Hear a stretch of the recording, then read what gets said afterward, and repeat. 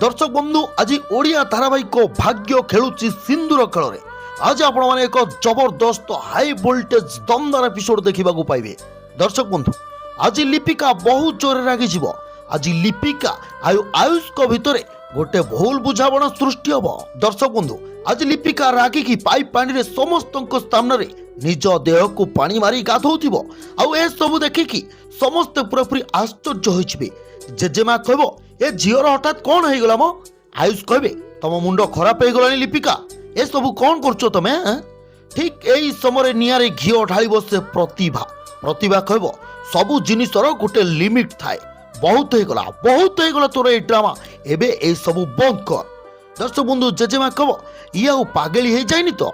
या पर दर्शक बंधु आयुष रागी जाकि लिपिका पाखक जीवा कहबे तमे ए सब कौन करछो। हां छाड़ो ए सब।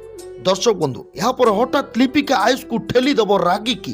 तबे दर्शक बंधु लिपिका आयुष भितर कौन गोटे बहुत बड़ भूल बुझाणा हो कि।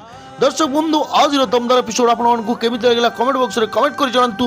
और दर्शक बंधु प्रत्येक दिन यही भाग्य खेलुचु सिंदूर खेलर एपिसोड सर्वप्रथम जानवा चाहूँ।